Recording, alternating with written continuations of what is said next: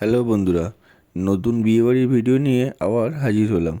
তো বিয়েবাড়িতে এন্ট্রি নিতেই গেটটা গণেশজির মূর্তি দিয়ে বেশ সুন্দর করে সাজানো। এবছরে শুধু আপনাদের সঙ্গে বিয়ের ভিডিওই শেয়ার করছি, যেহেতু এতগুলো নেমন্তন্ন ছিল যে আর অন্য কোনো ব্লগ বানানোর সময় পাচ্ছি না। তারপরে চলে গেলাম জয়া ম্যাডামের কাছে তার ছোট্ট উপহারটা তাকে দেওয়ার জন্য। উপহারটা দেওয়ার পরে আমরাও একটু ফটো তুলে নিলাম। এত সুন্দর ডেকোরেশন করা যে আমি একবার ক্যামেরাটা চারিদিকে ঘুরিয়ে নিলাম। এদিকে মা আর নেনা মাসি আর দিদির সঙ্গে দাঁড়িয়ে গল্প করছে। খানিকক্ষণ দাঁড়িয়ে গল্প করার পর আমরা চলে গেলাম সবাই মিলে পকোড়া খেতে। পকোড়া খেতে যেতে গিয়ে সুন্দর পানের স্টল দেখে আমি একটু ভিডিও করে নিলাম। সবাই মিলে কফি আর পকোড়া খেয়ে নিলাম। চিকেন পকোড়াগুলো বেশ সুন্দর বানিয়েছিল। তারপরে হঠাৎ নেনার বেস্ট ফ্রেন্ডের সঙ্গে দেখা হয়ে যায়, তাই নেনা খানিকক্ষণ ওর সঙ্গে দাঁড়িয়ে গল্প। আর এখানে ব্রাইডের ফটোশ্যুট চলছে। অনেকটা রাত হয়ে গেছিল, তাই মারা খেতে চলে গেল আর এই ম্যাডাম খাবো করছে।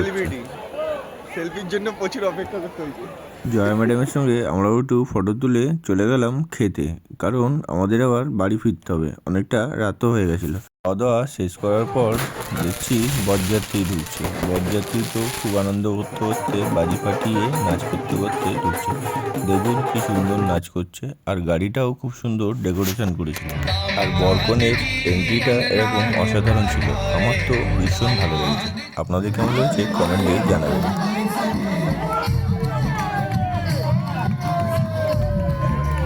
এন্ট্রি পর্ব শেষ হওয়ার পর তারপরে বরমালার পর্ব।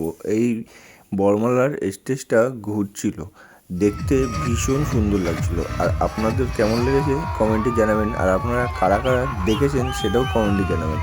আমার তো খুব ভালো লেগেছে, আর সবাই খুব এনজয় করে দেখছিল। সবাই আশীর্বাদ করবেন ওরা যেন দুজনে খুব ভালো থাকে আর সুখে থাকে। তো অনেকটা রাত্রির হয়ে গেছিলো, আমরা এই বরমালার পর্বটা শেষ করে বাড়ি চলে এলাম, তাই আর বিয়ের অন্য কোনো ভিডিও নিতে পারলাম না। তো বন্ধুরা ভালো থাকবেন, তো আবার দেখা হবে নতুন কোনো ভিডিওতে। টাটা বন্ধুরা।